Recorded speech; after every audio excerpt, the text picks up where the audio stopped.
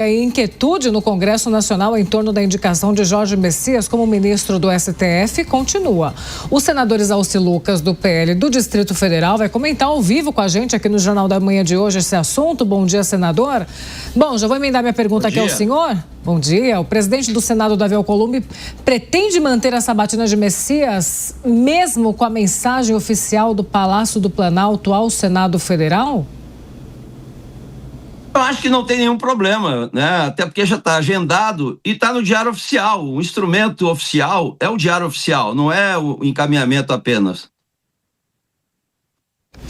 Bom, em relação também, né, a todas as tratativas, porque existe a expectativa de que essa sabatina seja realmente, assim, a mais, vamos dizer, polêmica da história.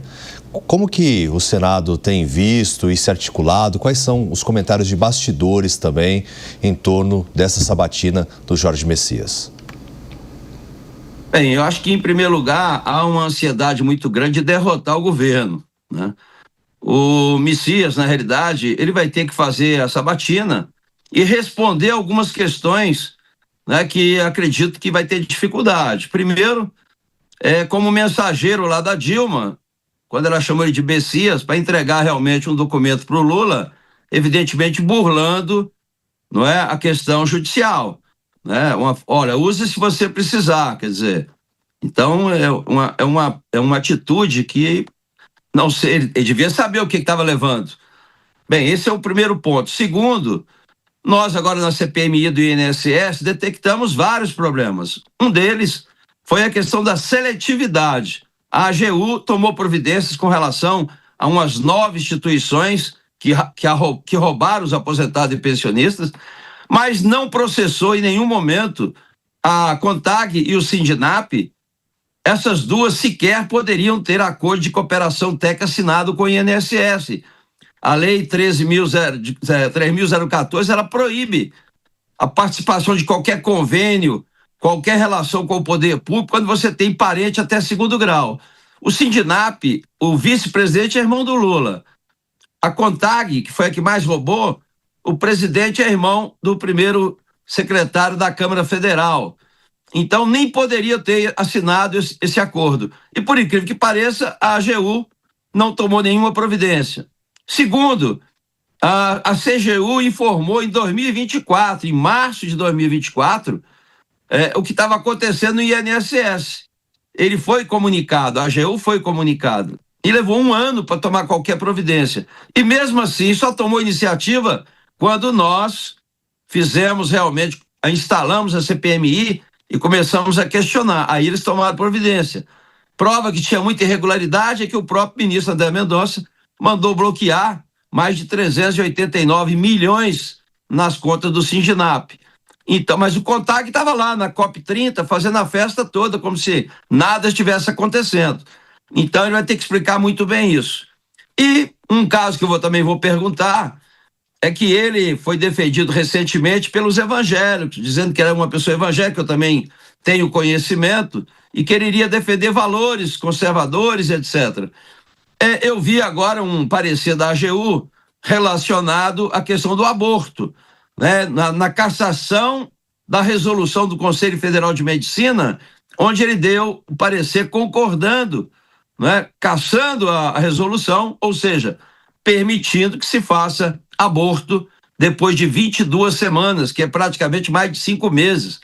A criança está quase falando e querem matar as crianças. Então, são esses pontos que ele vai ter que esclarecer bem na sabatina. Senador, os nossos comentaristas vão participar da entrevista também. Quero chamar primeiramente a Jess Peixoto. Jess, sua pergunta. Senador, bom dia. Nós temos visto aí uma tentativa de aprovação desse nome. De fato, o presidente do Senado, Davi Alcolumbre, manter a data próxima estrategicamente para o governo foi algo negativo, que se passa uma mensagem bem clara em relação ao próprio posicionamento dele. E a tentativa ali do governo e dos aliados tentarem até mesmo um almoço, uma reunião, foi aventada aí na imprensa com o senador Carlos Portinho, líder do partido do senhor dentro do Senado Federal. E na coluna é dito que o senhor foi uma das resistências em relação a esse almoço e até mesmo, quem sabe, um possível suporte a esta indicação.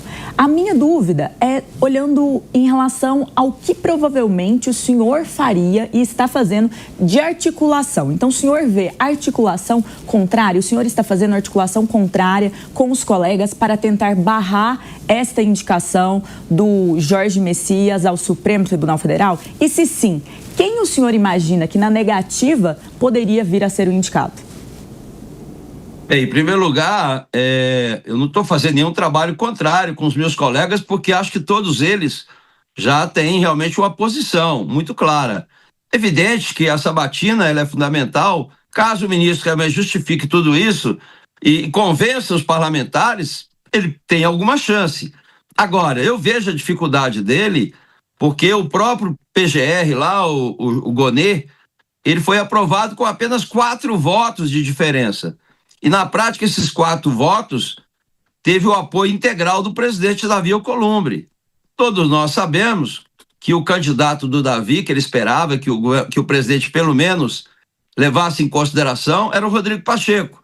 Como ele não foi atendido, eu vejo que não haverá um trabalho de convencimento ou de articulação por parte dele. Portanto, as chances realmente do Messias passar vai ser muito difícil. Ele vai ter que ter muito argumento para poder justificar essas perguntas que eu coloquei. Também participa da nossa conversa, senador, o nosso analista Cristiano Vilela. Senador, bom dia, satisfação conversar com o senhor aqui na Jovem Pan. Senador, na sua avaliação, quais serão os argumentos que o governo pode trazer para tentar esse tipo de convencimento? Existe a possibilidade do governo tentar barganhar de alguma forma, procurar liberação de recursos ou trazer outros benefícios para tentar construir essa maioria em apoio à indicação de Jorge Messias ao Supremo Tribunal Federal? Olha, o poder de convencimento do governo é muito grande, né? Convencimento no sentido de cooptação. É evidente que ele usa muito bem a questão de oferta de cargos, questão de emendas, né? As emendas, por exemplo, da oposição, não foram liberadas absolutamente nada este ano, emendas impositivas. Então, voltou à prática, nós só aprovamos lá em 2016 a emenda impositiva, porque na época o governo Dilma, o governo Lula também, só liberava emenda dos seus parceiros, né, dos seus aliados. Então nós aprovamos a emenda impositiva individual e depois de bancada, exatamente para evitar essas atitudes não republicanas feitas pelo governo.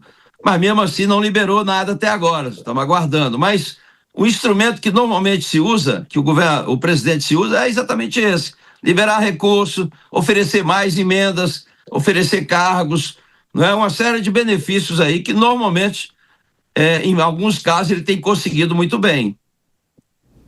Nós conversamos com o senador Isaúci Lucas, do PL do Distrito Federal. Senador, muito obrigada pela participação no Jornal da Manhã deste sábado. Um ótimo final de semana ao senhor. Eu que agradeço. Um abraço. Até.